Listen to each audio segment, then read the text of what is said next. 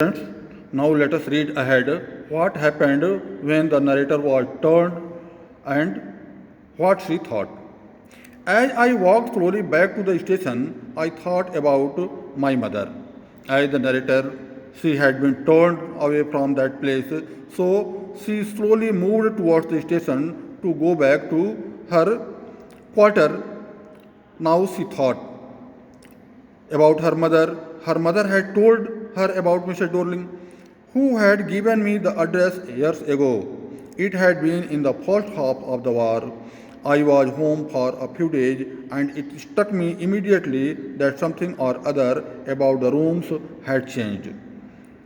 It was the time of mid-war. The Second World War was going, and she had come to visit her residence.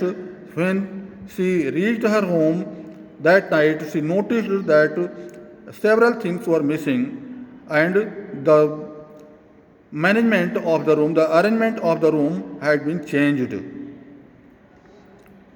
I missed various things. My mother was surprised. I should have noticed so quickly.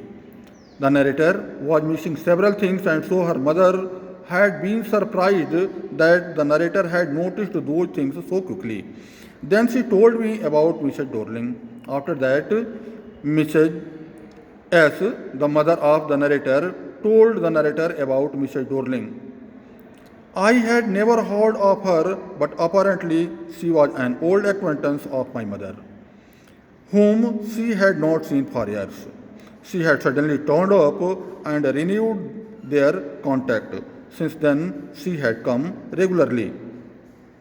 When the narrator's mother told her about Mrs. Dorling, the narrator thought that she had never heard about Mrs. Dorling before that, and now she came to know that Mrs. Dorling was one of her mother's acquaintance, one of her mother's familiar persons, and though they had not met for a long time, but now she had turned up and they had renewed their relationship. Every morning she leaves here, she takes something home with her, said my mother. She took all the table silver in one go, and then the antique plates that hung there. The narrator's mother told her that Mrs. Dorling visited frequently, and every time she visited, she would take something home. First time she had taken all the silver they had in one go. First time she had taken the complete silver, and then the antique plates that were hanging as a decoration. She took the antique plates also. She had trouble lugging those large vessels. Lugging means carrying. And I am worried she got a crick in her back from the crockery. The narrator's mother told her that she was lugging those things with difficulty. Once she thought that she was carrying the large vessel with very difficulty, and she was worried. She had been worried probably that she had gotten a crick in her back when she was carrying heavy crockery. My mother shook her head pityingly. The narrator's mother shook her head with pity. I would never have dared ask her. The narrator said that she had never dared ask her what had happened of those belongings. She suggested it to me herself.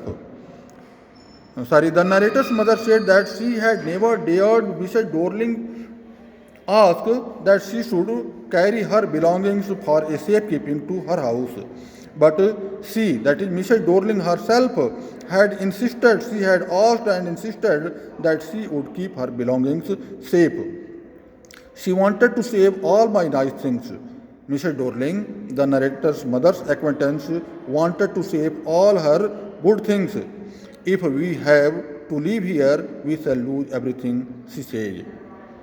The narrator's mother told her that if they had to leave that place at a short notice, they would lose all their belongings.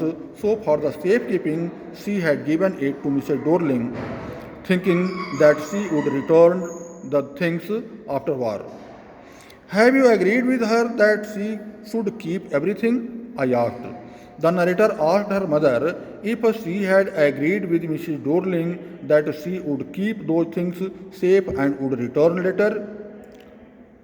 As if that is necessary, my mother cried. The narrator's mother cried whether it was necessary to ask if she would keep it safe and would return. It would simply be an insult to talk like that. She thought that it would be an insulting, a humiliating question to ask her if she would keep those belongings safe and would return after the war. And think about the risk she is running. Each time she goes out of our door with a full suitcase or bag.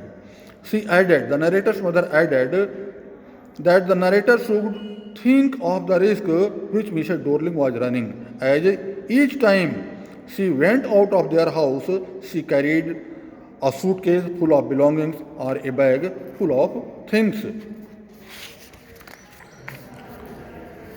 My mother seemed to notice that I was not entirely convinced.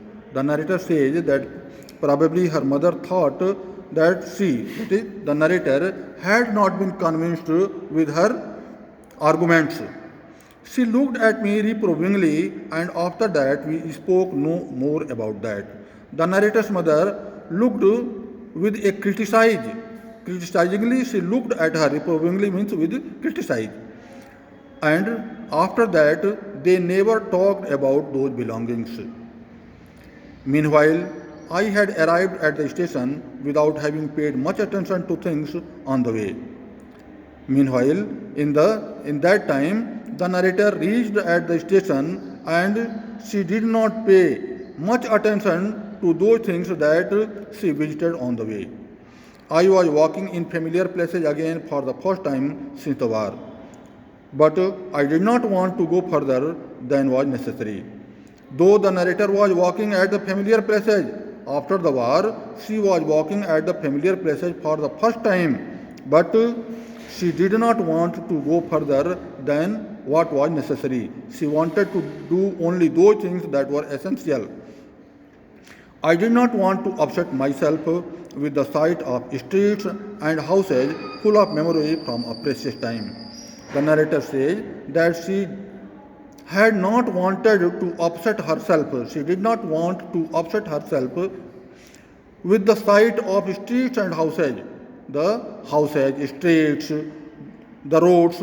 She did not want to give her pain after watching the old and destroyed memories of the precious past. Dear students, remaining we shall read in the next video.